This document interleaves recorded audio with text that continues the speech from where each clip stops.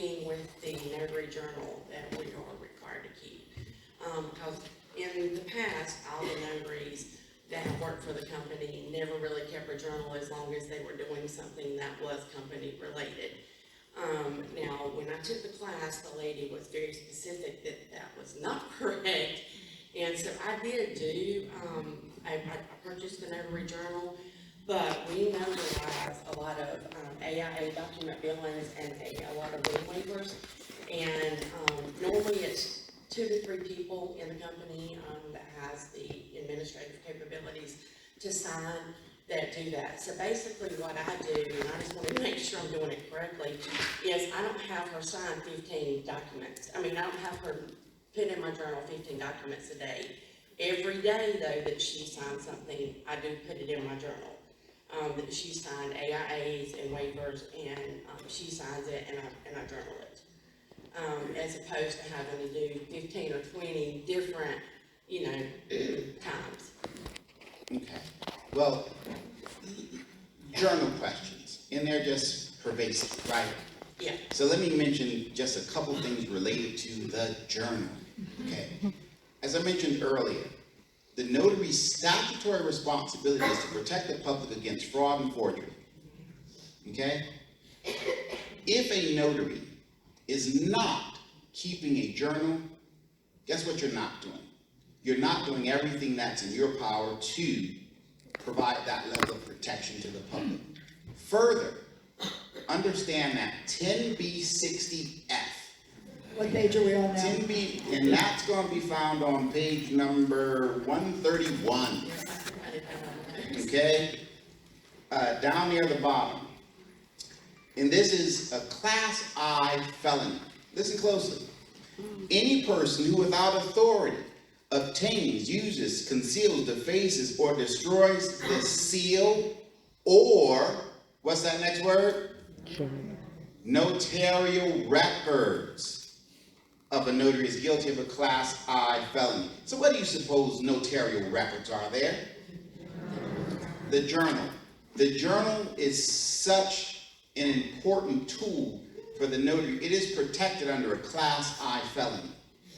Okay? So, that's what I want to leave you with as it relates to the journal. Now, what we do not have is what a lot of folks kind of want to see, and we would like to see it this way as well. Something that said in really big bold letters, "Thou must keep a journal," right? Make it really easy for everybody. But when you consider, what your statutory responsibility is and how the journal protects the public, business community, as well as you, the notary, from claims of misconduct, right? And then how it's protected under a Class I felony, then it becomes clear how critical keeping that journal is. Now, in terms of efficiencies, and that's what you're dealing with, efficiencies. You're notarizing 20 documents a day, and they're the same document. Do you have to record and have that person sign 20 different times? Well, it is okay to take certain shortcuts, so to speak, in the journal. Let's not call them shortcut. Let's just say be more efficient. Be more efficient, to be more efficient in your journal. So instead of having Secretary Marshall sign, 10 different lines in the journal, I can draw a diagonal line across the signature boxes of 10, entries and have her sign one time.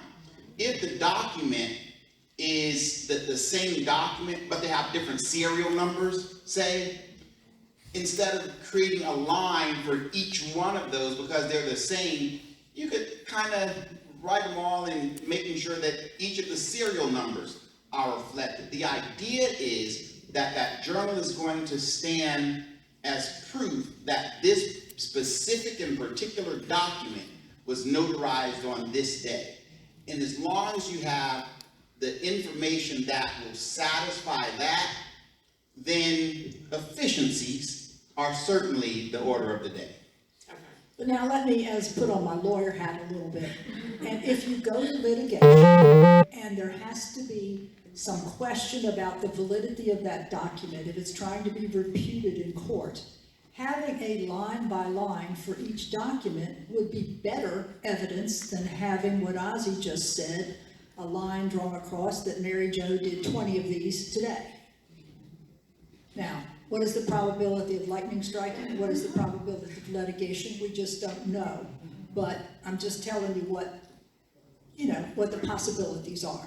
I do have them all in my email where they've been sent back to the owners. But maybe what I should start doing is, like you say, put like who it was for and at least the owner, and then, maybe narrate them all down. Yeah, and then like just Jones signature. project, Brown project, however many. Yeah, I mean, at least I do do it for every day up to this point, but I'll be a little more efficient in the information that's put in that journal. Because when we made them start signing, they're like, why are we having to do this? Like, we've never had to do it. And I'm like, look, that's what they told me in class, and I am a stickler for it being done correctly, and I was like, so this is what we gotta do. My second question is, being in construction, a lot of our owners that we build, that we do work for, are beginning to use outside companies, to do their billing purposes. So basically, I'm putting in information into an outside source, and then that's what they're using, and then they get it to them, and, what have you. Some of those are now asking for electronic signatures, or electronic signatures and notaries. Now, I did not take the electronic portion, so I guess what I'm asking is, what do I need to do, or what additional training do I need to take for the electronic portion part? Not necessarily the art, and one of them just says electronic notaries. So I don't know how many of them right now are just strictly wanting electronic notary signatures, or what part are going to want the REN once it becomes available. But I do know that one that we currently use does ask for electronic notary. Electronic notary, electronic signature. Well, electronic, like me being, Right, yes. trained. Ozzie, what is the status of using an electronic signature for a regular traditional notarization? You can't do it. So, in order to perform the electronic notarization, you have to come see these nice people here. They have classes where you can come and take an electronic notary course. Okay, so- And the only notary you can utilize an electronic signature and an electronic notary seal is someone who is an electronic notary.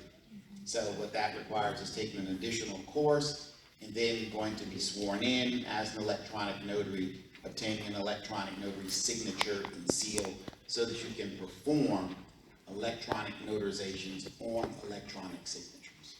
Okay. Thank you. You're quite That's welcome. interesting. That's important for us to know that, there are third-party people that are requiring these things routinely. Yeah. Yes, sir. Yes, sir. There's new companies that, we're seeing it more and more with our owners that we're doing work for that are just using, I guess it's outside companies or, soliciting, and it's somewhat of a headache. I kind of like the old traditional way, but, I mean, it is, I guess, the new technology coming, so, and we do have one, and I thought, I'll ask that question if I heard it. I'm sure there's a notary course near you soon. Thank you. Yes, sir. You've been trying hard to ask the question. Pursuant to the lady who asked about having to generate a second document, that constitutes two signatures, correct? One on the original document and one on the one that comes from the website. So that means you get to charge twice, right? I'm not sure I'm following. Well, she had a document that was going to require a form off of the website. Well, it had no notarial Correct. on there, and she was using that as her source So to that was a single signature. right. Okay, that clears it. Yeah. Okay, yes, I think you worked your way down. Good evening. Good evening. Your name? My name is James Roberts. I'm in Shampoo. Okay. I'm halfway between Charlotte and Asheville. When you coming out in the country to us? I'll tell you what, I like coming to Shelby. because I've been to the Earl Scruggs Museum, and if you haven't been, you need to go. And who's the other music person, theater there? Don Gibson Theater there. So Shelby's a cool place. Last time I seen it, Shelby using a lot of, was with them orange Cheetos. Don't talk about my orange Cheetos. I take the Fifth Amendment. I'm gonna know that right now, 49 years, 10 years.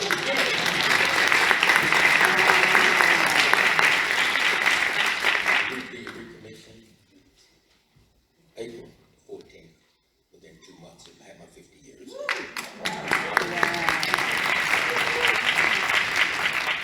We need some notaries out there in the country. But I'm glad to hear about the travel expenses going to the rest homes. But I can't notarize their signature, I can notarize their power of attorney's signature. That's taking care of them. Am I right or wrong? You're correct. And we're gonna get a new handbook. That's right. Ooh, ouch, I knew that was coming sometime, and it came from a longtime notary. Well, you know what's got to be changed in the handbook. Right? Yeah, Now, I'm like I said, recommission. Should I put the old number in there or the new number in there when it comes for fees for this?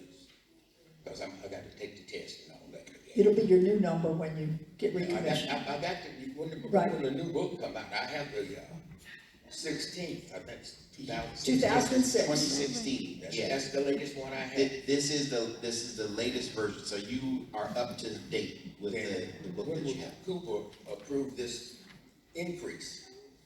Can I put that on when I do my exam, the $10 per signature? Will I go back to the $5 was printed in the book? No, $10 is what you can charge as of July No, 8th. on my test, on the test.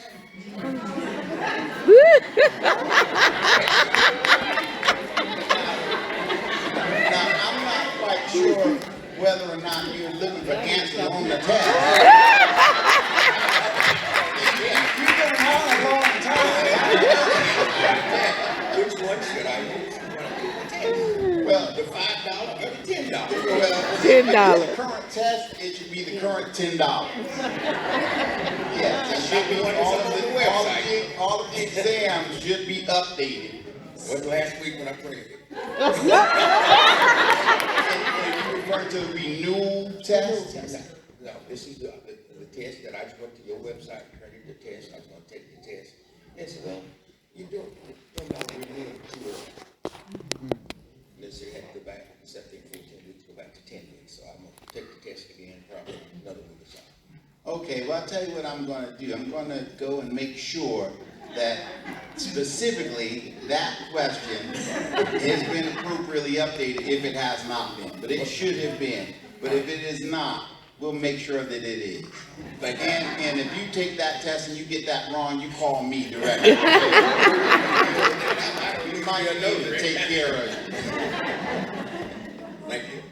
You're welcome. That begs a question. This book is now more than 10 years old. It was the new notary manual. And a lot of folks have asked about updating this, and we do intend to update this. But until the new REN information is available, we're not going to put a new one out there now and then maybe in another year require you to get another one. Because I know that, this is, we're just not going to put you to that expense. We're just not going to do it. So we're going to add the new notary stuff to it. We may do a supplement and just update this one, but we're not quite sure how we're going to do it. But this is it. This is the Bible. It's the Green Bible for now. Let's see, I think you were next. Yes. Hi, my name is Valerie Stevenson. I've been a notary since 2021. My question is, because I'm not really sure about this, when REN goes into effect, is it just for general notary work, or does it go for like the loan signings that some of us notaries do?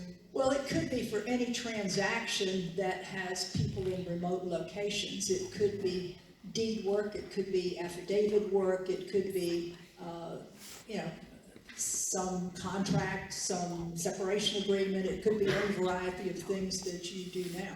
Okay, because I did like refinances or a buyer's package or a seller's package, which is real estate related, but it has a lot of. I think the real estate industry is going to adopt this hugely, if that's a Okay, so word. they have to adopt it first. Yeah, Well, the they'll banking tell- industry. They will tell you, you know, what they want, how they want to do business with their borrower. Okay, all right. Yes, ma'am. I do not have a question, but I just wanted to support the older gentleman. I've been studying for my renewal appointment, and in the Bible, it does say $5. Okay, Because that's only just recently changed. right, and the things that have changed over the past several years, now, I'll mention this. We have a very robust and really great notary law. It's tops among the country. There's not very much gray area at all. Everything's pretty much black and white. And so we have not had to change that statute since 2005, 2006, when we brought it on. When we passed it. But as of July the 8th of this past year, the two things that we mentioned earlier in terms of the fees, the increase in the fees and the travel, those are the two significant changes that have taken place in our law, right? And so that's the only thing in the current guidebook or manual that is out of date. Everything else is still appropriate according to the law. And so, as Secretary Marshall was just mentioning, you know, we'd be hard pressed. This thing is $20-25. And one of the things that we, you know, don't want to do is send our notaries out to spend their hard-earned money to get a new book for just 2 changes. So, you know, we have published the new laws in our newsletter, online, and you know, Facebook group, Facebook group and all of those things. So, you know, we will be trying to make a determination as to how we're going to update this. But one of the things that we are also contemplating, as I mentioned earlier, the remote electronic notarization, information and instruction will likely be folded into the electronic notary course. And so if that happens, then it might make more sense to revise the electronic notary manual. We have a required manual for that. And then, you know, do something else with this, maybe provide, you know, a supplement or something like that. So those are some of the things that we're still working out. And one of the things that I want you to take away from this discussion is that notaries are always at the top of mind in terms of what's best for them, not only from the standpoint of what the notary laws are, but Secretary Marshall is very aware and concerned about, you know, how the new laws impact notaries, not just from a performing the notarial act, but things like, you know, are we going to, you know, put out new material and have them go back to class, have 3 different categories of notaries versus 2, and things of that nature. So that's always something that we're really concerned about. As you can see, Ozie is truly the expert. He does nothing but notary 8 hours a day or 10 hours a day or however many hours he puts in on this, and he works very hard. Whereas in my case, I got about 20 other kinds of laws to work on. So Ozie is our anchor man, not me. Ozie is the one that wrote the book, knows it backwards and forwards, more so than I do. I helped write the book, but he's really your answer man here, and we're very lucky to have such a diligent person in North Carolina. Thank you very much. But what Secretary Marshall has not mentioned is that I can't afford to miss one little thing because you'll catch it.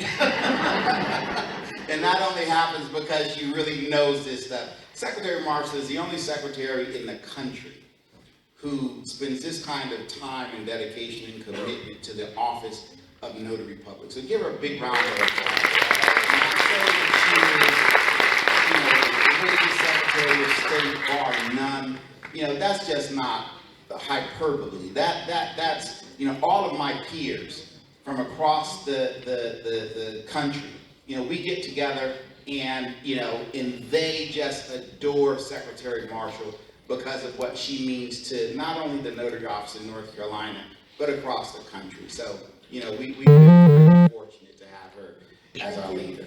There is some measure of truth of what he says, because I've noticed that so many notary administrators in their state are hungry for some recognition by the secretary. Now, I'm very fortunate in that I don't do elections. A lot of Secretary of States around the country actually conduct elections. And as you can imagine, we all pay attention to the news, how complex, how divisive elections have been. I've seen some of my colleagues age double fast. I mean, they're like dog years for some of them that do elections, seriously. I just came back from Washington, D.C. at our National Secretary of State meeting. My colleague, Jenna Griswold from Colorado, had 3 in her security detail, 2 from the Colorado Bureau of Protection, whatever it is, and 1 from her office. She's had death threats. She's had somebody that has attempted to carry out a death threat, came from Kansas into Colorado, but they got that person before they got to her house because the guy wasn't too smart. He called from his personal telephone and they were able to track him as he started moving. My colleague Brett Raffensperger in Georgia has had to harden his home with security devices, electronic things, what have you. My colleague Jocelyn Benson in Michigan, that's where they tried to kidnap the governor, has had similar threats. She's had to have patrols at her house. She's got a 6-year-old son that she worries about a lot.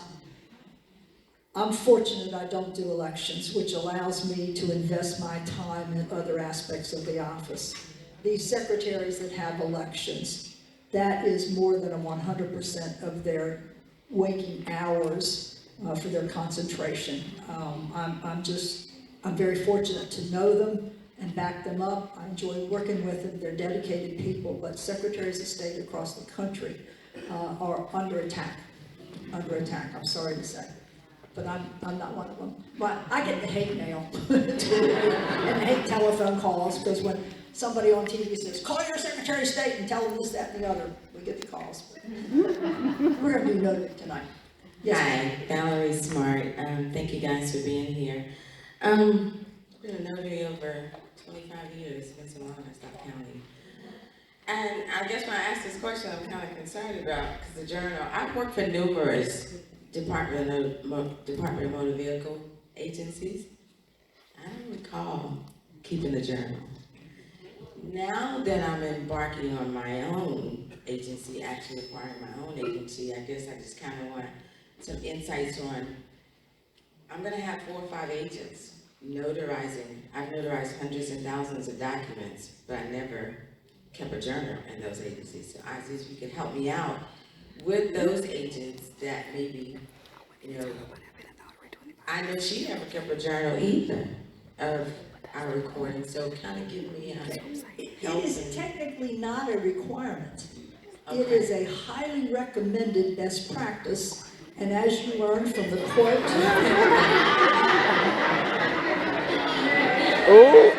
I was concerned. he's having a heart attack, folks. Call the emergency squad. Ozie, you want to answer this question? All right, let me take you back to some history, right? And seeing you've been a notary for 25 years or more. And Judy, you'll recall this as being an instructor back then. The law really hasn't changed, but what we used to say is, it is highly recommended for notaries to, keep a journal, although not required. And See, I didn't want to. no, she didn't. But what happened was we always wanted to make sure that notaries were doing this because this is best for all parties concerned. based on what the statute does say. Statutory responsibility to protect the public from fraud and forgery. And then, we looked at that provision in 10B60F, where the official notary record is protected under a Class I felony. And so that gave us the ability to kind of look at the journal a little differently than we had before. In that, not only is it your responsibility to protect the public from fraud and forgery, and then understanding that keeping that journal does provide that level of protection, but then coupling that with the fact that, this notary record is protected. It's recognized by the statute, okay, as an official notary record, for which if someone does something inappropriate with that journal or notarial record, they can be found guilty of a Class I felony. So that kind of comes together under what we are currently instructing notaries to do, which is a little stronger than that strong recommendation. So technically speaking, if you wanted to parse the statute, like I mentioned earlier, we don't have that big, bold, blinking, thou must, but gathering those elements together is, what is in the very best interest of the public, of the business community, and of the notary, to make sure that, we're providing all of the protections that we should and can. So, in answer to your question, should your agents keep a journal? For all of those reasons, absolutely yes. Thank you. Yes, ma'am? Good evening. My name is Yolanda Jackson, and I've been a notary since March of 2018. My question is, I plan on being recommissioned soon. If the laws, if our Bible hasn't changed, why do we have to take the exam again? Simply because it's 5 years and people forget stuff in 5 years. And the exam is basically an open book exam. It forces you to dig in there and find the answers. And that's what we want you to do. We want you to refresh yourself to make sure that you can answer the online examination. It's a refresher course thing. Just a refresher. Okay, thanks. Yeah. Just thank you so much. Absolutely. Good evening, thank you for coming. My name is Joyce Leak, I've been a commissioned notary since '93. I wanted to go back to his question about the two signatures. One with the acknowledgement or the document that didn't have the attestation on it.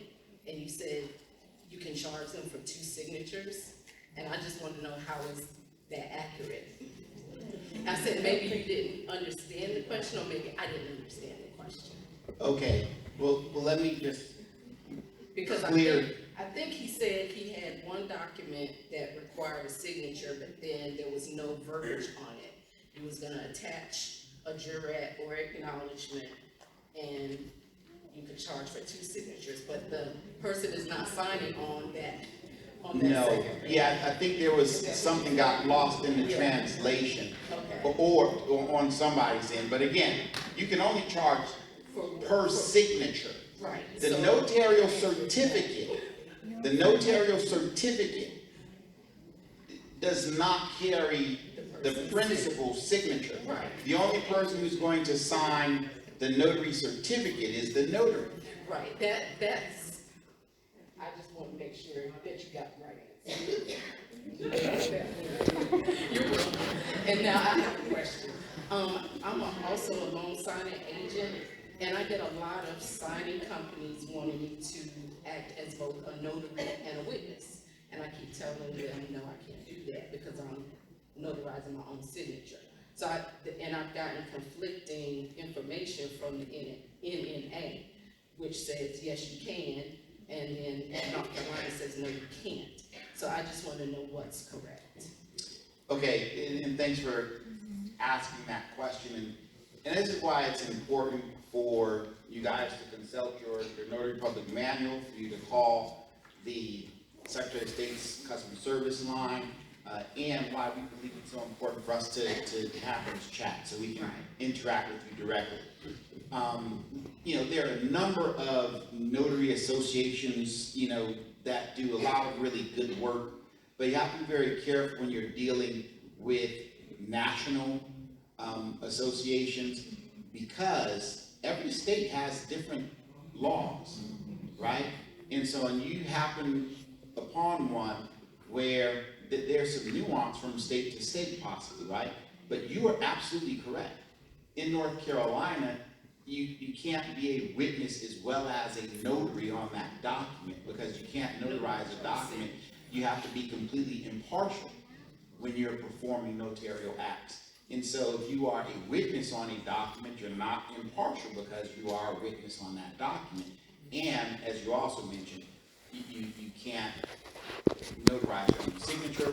Not that you would always have to as a witness, but then the statute also says that you can't notarize a document that you are a signer on. So whether you are a witness or signing in any other capacity, you can't notarize a document that you have actually signed. So you're absolutely correct. I appreciate the clarification. Okay, down here. Hi, my name is Lisa Pachonley. It's a complicated last name, but it's not a big deal. I've been a notary for about 3 years now, and also electronic notary. And full disclosure, I'm also a real estate agent in Northern South Carolina. I thought I'd disclose that. Gotta disclose everything. Where are you going with this?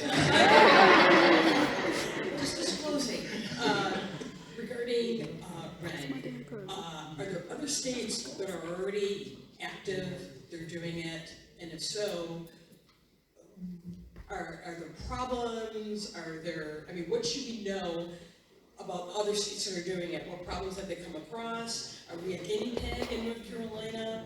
And then, no, okay, and then regarding in terms of any additional costs to a notary if they're doing REN, what other costs are we gonna incur with that, considering that we practically do this for free?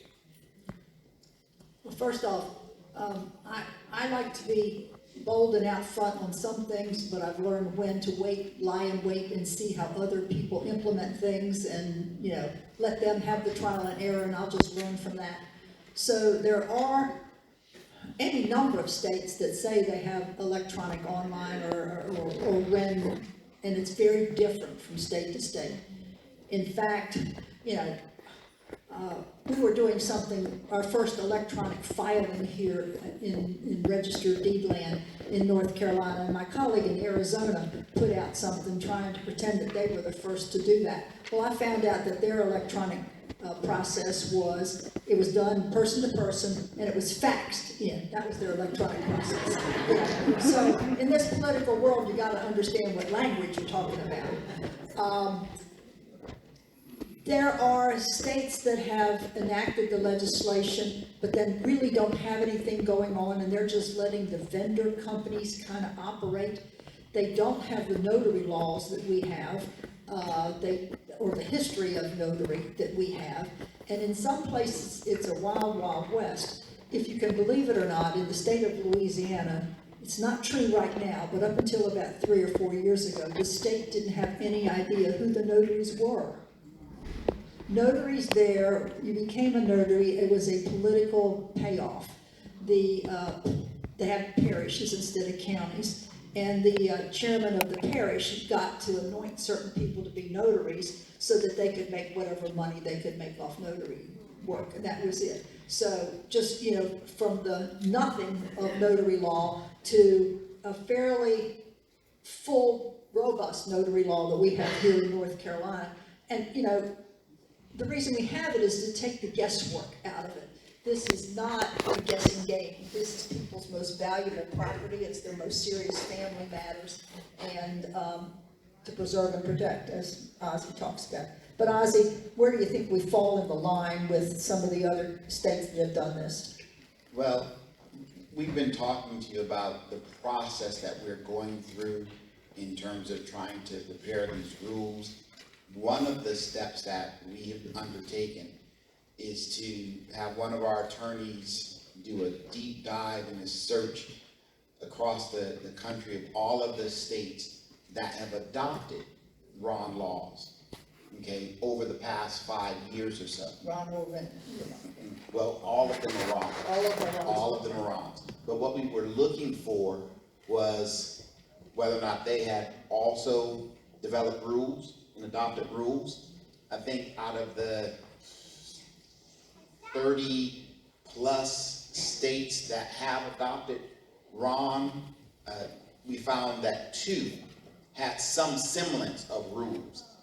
Nowhere near the extent that we're actually trying to draft rules. I was talking with a colleague, answering some questions from Texas. And Texas was among the first states about 4 years ago to jump on this new wave of adopting RON there. And so after I provide the information, I said, well, how's RON going in your state? We're in the process of we're doing, how's it going? And she said, well, I don't think that very much is happening here in the state, They didn't have anything to do with the passage of the RON laws.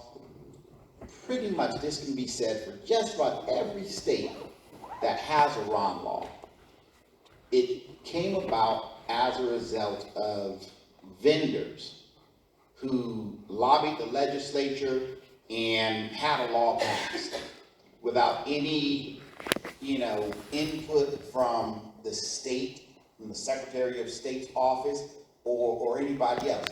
It was a vendor who had a shiny new object that needed a law passed so that they could sell that where in the state.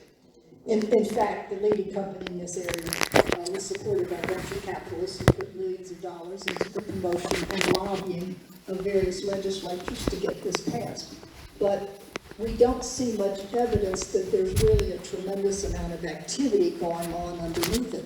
And I would dare say that's because there's so much uncertainty in the process. And one of the things that we're dealing with is how do we identify people to make sure they are who they say they are remotely? Knowledge-based answer questions is fading. That used to be the way that everybody thought, what was your mother's middle name and what street did you grow up on, those kinds of things. But now, digital identity is certainly newer technologies, and so we are exploring what kinds of digital technologies for identification should be appropriate under this. And it scares me to death when I start seeing news stories about fakes, artificial intelligence, fakes, about how they identify a person artificially, voice, face, even gestures, everything. So I know we can't create a perfect system, but we've got to do the best we can. And all of that to say, we're pretty much on our own. We are out front trying to figure this out so that we can do it the right way. And we unfortunately don't have any models to kind of look at to see what mistakes have happened and that type of thing. We got bashed over the years because we did not jump on the RON bandwagon. Right. We are known as the leading state in the country for having a very good notary program. And everybody thought we were going to jump right away. The vendors came to me in droves, and I wouldn't even make appointments with some of them because I knew where they were going. Ozie and I went out to Chicago for a Uniform Law Commission thing on notarization changes. And they were being driven by the mortgage industry. They were, in essence, lying to us. They were talking about people being overseas and needing to have legal transactions done in America and not being able to get them done. We just didn't buy that hook, line, and sinker. Come to find out, it was finance-backed mortgage people, and you know what they did to this country in 2008 and 2009. We don't need to be doing that again. There's a reason why North Carolina did not have a big scandal on real estate transactions at that time. It was because of our notary law. or states like Nevada, or border state, Georgia. If you saw the 60-minute thing on all of the fraud, the mortgage fraud that went on, they had people who were not notaries at all themselves notarizing somebody's signature, and their quota was 300 notarial seals an hour. 300 notarial acts for a transaction they didn't see, which itself was a forgery. And that's how they got deeper into these foreclosure things. So I get pretty hyper about this kind of thing. The law that we had and the good notaries that we had in this state prevented North Carolina from being a state that collapsed in its market. I mean, the whole national thing hurt the economy, but we did not have a big financial collapse here due to that kind of trickery in the real estate market. And we didn't run into this wrong thing because everybody else was doing it. It wasn't until we were faced with the pandemic that, you know, we had our come to Jesus moment, and it was, this is what the state now needs. And so at that point in time, we turned our full attention to making sure that we were going to have the best law possible, so that, you know, we could continue to have integrity in our transactions, that we'll be able to trust those documents, and that, you know, we could, you know, protect the public as we have for many years. Okay, guess what, Ozzie? We're getting closer to closing time. Look at this line out here. Let's go. I guess you're next, but let's go fast. So I wanted to add on to the young lady that was asking about notarizing with a witness, and sometimes a notary can be a witness. For like someone in North Carolina that's buying a home in Florida, they have a mortgage that needs to be notarized, but it can be done, it needs 2 witnesses and one can be a notary. Because it's being recorded in Florida and not in North Carolina, is that okay, or should we just pass off on them completely? No, again, the rules don't change based on where the document's going to be recorded. Okay. Notaries in North Carolina are bound by the notarial laws of North Carolina. And so in a situation like that, another person would have to serve as the witness. Okay. And the notary would not be able to serve as the witness. Okay, thank you. Okay, next. E-notary, my name is Sarah Miles. I've been a notary since 2020. And I'm an e-notary. I got my e-notary stamp through the NNA. And I know you said around July we'll have more e-notary, but for the providers that you have online now, do you advise us to go ahead and sign up with like Doc Verify or Pavaso or anything like that? Okay, I'm a little bit concerned about you stating that you got your e-notary seal through the NNA. Yeah. Only because they're not an approved electronic notary solution provider here in North Carolina. Yeah. So we might need to have some discussion about exactly Okay. what that means. I just got it. I didn't use it. I don't use it. I didn't know. I mean, I was here at the last e-notary conference and. Oh, no.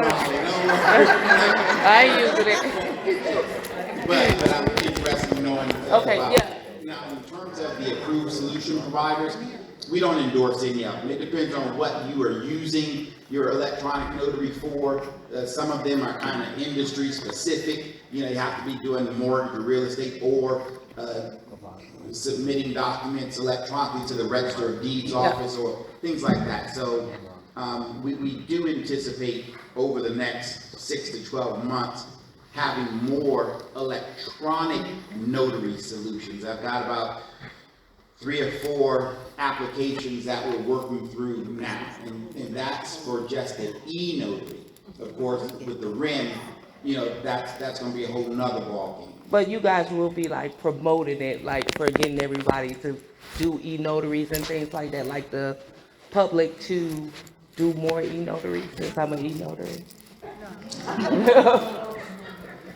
Well, we promote it in general. Okay. You know. I mean, not to become an e-notary, just to do more.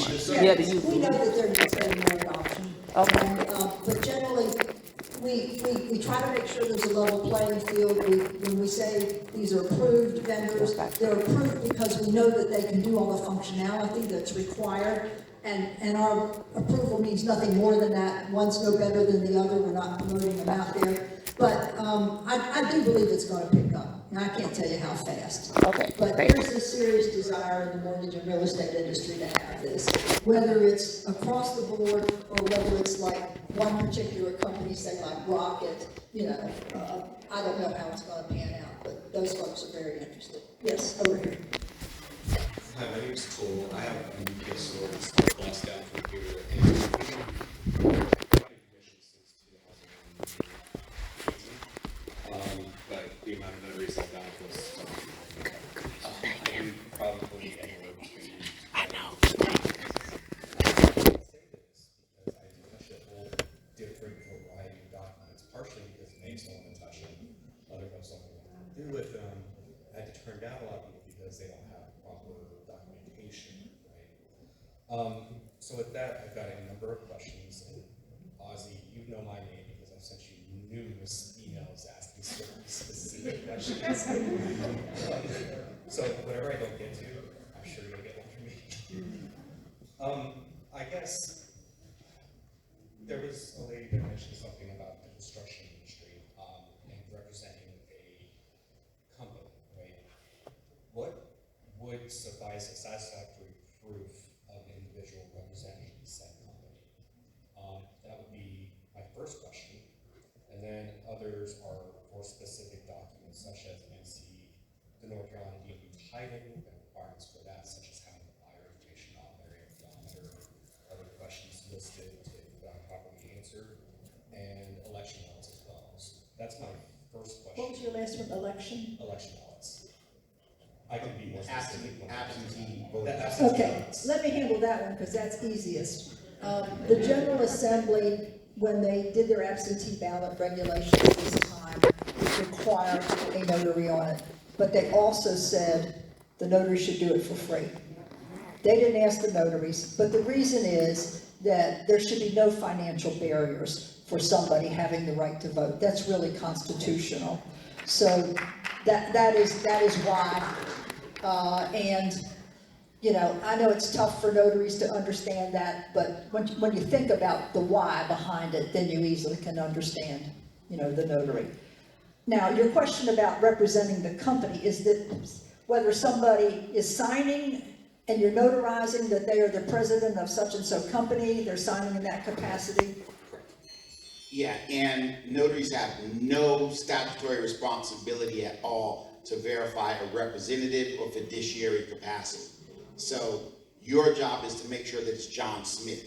The notary certificate can literally say, John Smith, president and CEO of XYZ company, personally appeared before me, such that it sounds like you're saying that that person is the president. Right. But that's okay, because the statute says that you have no responsibility to verify that person's identity. We didn't give you any tools to do that. That person's capacity. Their representative Right. or fiduciary capacity. What are you gonna do? Google it, ask for a business card? So it's an individual. Right. And then you had the third question. I forgot what the third question was, but I got like 5 here. So let me just go along. North Carolina DMV title, there's a requirement for the buyer to be on there, but not necessarily be present for the notary because you're notarizing for the seller. Titles are very tricky, and the reason that they're tricky is because, old titles are still out there. So, I'm driving an old 3, okay? So if I was going to present my title, it would require the buyer and the seller to personally appear before the notary. So you can't just answer the question, well, does the buyer and the seller need to be there? Well, the next question is, what year is the title, right? Because the most recent ones only require the seller to be in your presence, okay? The buyer's name has to be filled in, along with the odometer reading you mentioned, the date of the delivery or the sale. So there's 6 things that are required to be filled out on that title, including the notarization. But for the more recent titles, it is just the seller who needs to be there. And so what we recommend or suggest to folks who are presented with these titles, if there are questions and you really don't know, refer them to the DMV, refer them to the tag office, because those are the experts and they'll be able to answer all those questions regardless of what year the title is. So we have over 150 EPS stores. I'm pretty sure they're all going to hear this from us. So you answered a lot of questions because a lot of people come to our stores since we're almost everywhere in the state and in the country. So thank you for Well, you know, perhaps if the most common questions that you get, the top 5, the top 10, could we do a document that they could post in their stores and say, this is it? Or perhaps Or it's on page 107 of the book? or perhaps making a FAQ so that if, as opposed to tying up the notary line, we can refer to a general FAQ, because that was actually part of another question that I was going to refer later on, but we kind of hit on it earlier with the potential new issue of the notary manual, the 2016 book renewed. If there could be a, for lack of better terms, dummies guide, right, on certain things such as some of the things that we've heard tonight and other fireside chats. Okay. And Allison is back there taking notes, you know. Right, Allison? Yes. We can work on that. Yes, we can work on that. Thank you. Yes. And then you're gonna be the last one, I believe, yeah. My name is Teresita. I've been a notary for about a year now. I also work at the Registry of Deeds office here in Mecklenburg. One of the things that we have encountered, I guess there's people that are doing a lot of forging documents and trying to take people's property. And so I had a phone call a few months ago, and someone actually ordered a notary seal and used it. And the tax office, or land records rather, they called the notary because there was an issue with it. She had no clue about what he was talking about. And so what my question is there a way that there's more information that needs to be asked of when you are ordering your notary seal? Because anyone can just go on there and if they have your expiration date, your name and everything. And you can go to Amazon and find that's illegal as all get out. How we stymie that, I don't know. I do have a new connection at Amazon, and maybe I can raise the issue with them that they just don't need to be promoting sales of, in essence, used notary seals. Thank you.